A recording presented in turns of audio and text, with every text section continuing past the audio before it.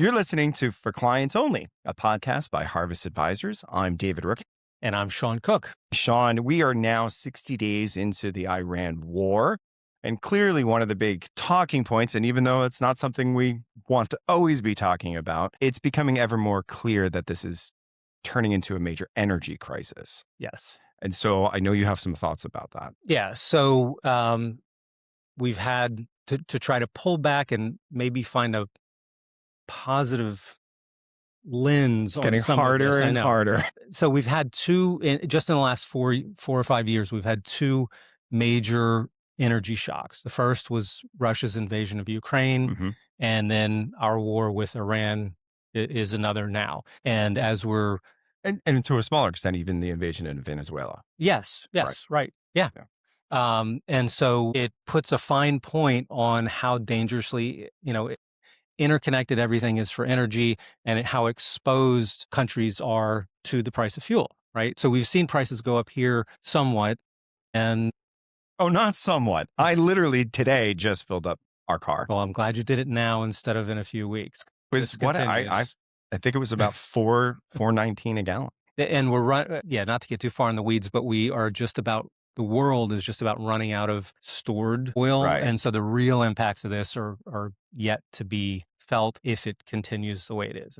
But what I wanted to talk about was that there is interesting sort of longer term news. Now that we're a little ways into 2026, we have economic numbers and studies and everything from 2025 completed. Both China and India, historically, in recent years, some of the largest users of fossil fuel generation for power, actually saw their use decline, saw fossil fuel power generation decline in 2025. Before this. That's interesting. Right. How? Right? Yeah. And especially domestically, there's been this big push like, we don't really care about wind energy or solar energy as much anymore. Yet from a global standpoint, you're right on it. So globally, countries, not as much here, but it does include here actually. Sure. Countries are leapfrogging the energy technology stack and buying themselves gradually, but more and more out of being exposed to the swings of energy prices like we're seeing right now because of the Strait of Hormuz. Countries are scaling up clean power, as you actually were just talking about, right? So for years, the knock on solar power, for example, or wind, was that it's intermittent. The sun shines half the day. Wind can come and go. Like there are windier places, but, it can change. And so it's no good. And this completely ignores the fact that you can have batteries. Batteries are storage of power, which you can then put back out. And so a lot of these criticisms are really kind of rooted in a mindset that was correct and current back when bell bottoms were in fashion the first time, right? But in the intervening decades... I didn't get into bell bottom.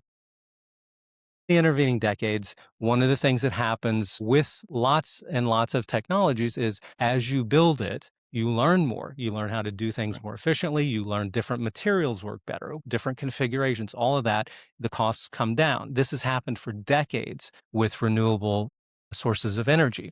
And so we're really in an amazing moment where globally last year, 2025, was the first year where new fossil fuel power generation did not increase. Our energy demand as a globally did increase, but it was fully met on balance by new clean power renewables.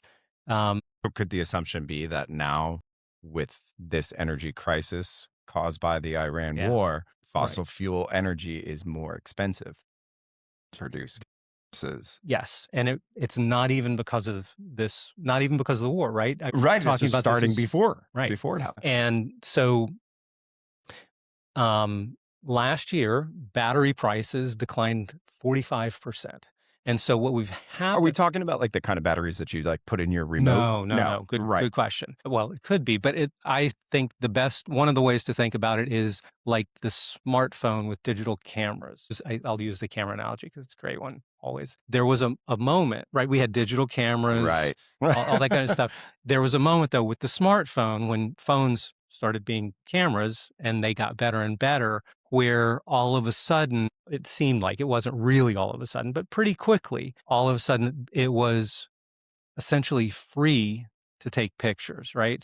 So it is now cheaper in most of the world to build new power with solar or wind or both plus batteries as the power stack versus a new fossil fuel power plant. And it's getting cheaper. It's already cheaper in most places. It's getting cheaper. So if you are a country or an industry or power company anywhere and you're looking to build new power, there are edge cases where it might be better to do one, something, but it is cheaper to do that. So it's not really the fact that emissions are nothing and it's good for the environment. It's that the cost of doing it is cheaper. And so this is what's driving essentially a change that is not going to stop. And as altruistic and as hopeful as at least I know I was about a lot of this was that, much, much better for the environment, much, much better for the environment. But as always, it comes down to money. And if it is cheaper if you're going to spend to do this, then hundreds of millions of dollars to build a new power plant, right.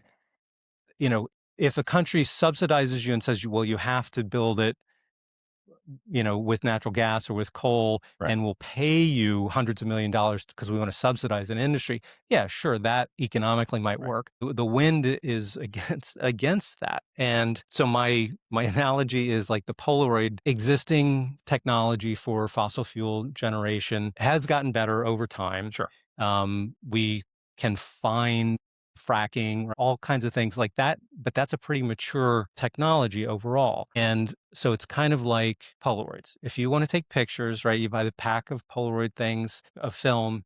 And if you want to take more pictures, you have to keep buying new film, right? And it's fun. You get good pictures and all that. But most of the pictures you're going to take are with your phone, right? And so energy endlessly storage. taking photos. Yes. Think about like, it used to be like, hope you got the shot. Now you could take hundreds of the same thing and hope that one of the 100 is there. Right. So power generation is a lot like that same thing. Solar, wind plus batteries, because it's cheaper, will get overbuilt. I mean, it is going to become a bigger and bigger part of the energy mix. Will get overbuilt. And once you build it, once you put in that initial cost, power's free, right? The sun is free. So there is actually a case for, it's not a degrowth case like, we need to turn off the lights and, conserve energy. All that is a good idea environmentally, but actually there's a case for long-term abundance because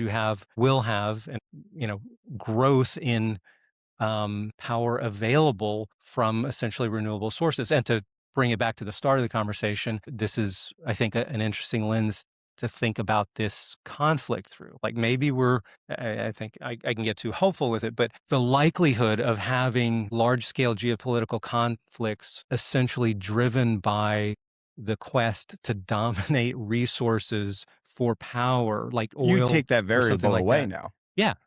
Sort of the sort of the thing that ignites many of these conflicts. Right. If that goes away, hopefully many of these conflicts don't I mean, it's at least one less stressor.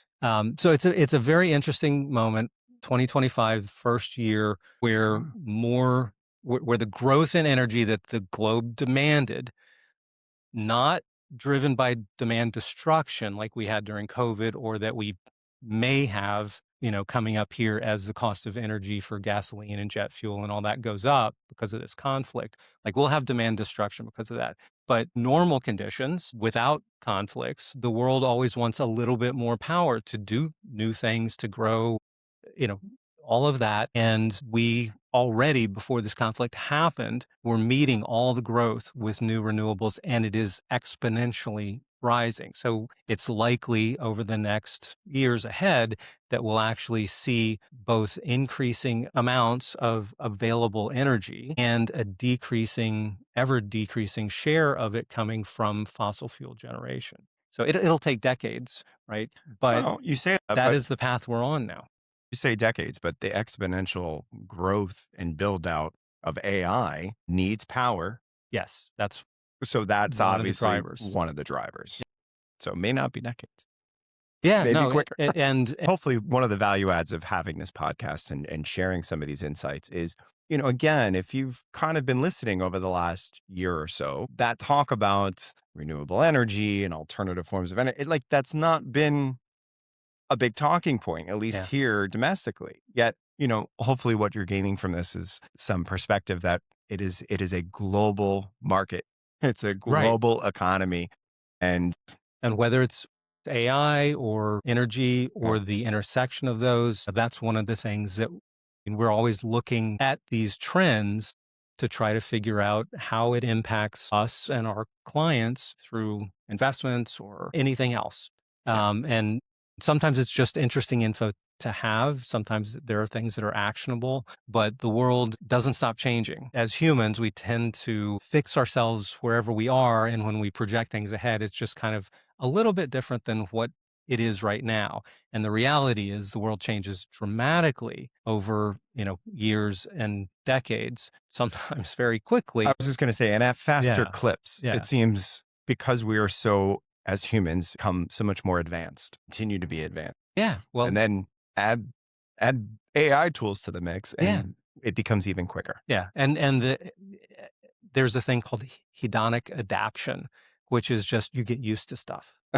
Right? Which I tend to think about a lot of times because like with smartphones, when was the iPhone? 2007. Yeah, 2007. 2007. Not that long ago. I remember flip phones just before that Oh yeah. and everything else, but the entire app ecosystem, all the change, the camera, the fact that you're using your phone as a camera, like we talked about, all that happened. And within a few years, we were used to it, like right away. And so I think that can be looked at as a very hopeful thing with all the changes happening with AI and, the conflicts we're having, all of that. Things can change dramatically over a not terribly long period. And that even if they become amazing, then we'll get used to it and be like, oh, yeah, it's just another Tuesday. I'm on my phone. And so, anyway, I find it interesting to think about that hedonic adaptation. It's the big word for the week, or So two words. those of you watching and listening this podcast, use that as your word of the day. Love to hear you use it in a sentence with family and friends, and you can tell them where you heard it first. I don't know Hope about you that. all have a wonderful weeks ahead. We'll see you in a couple weeks for our next episode. Thanks. Take Bye. care.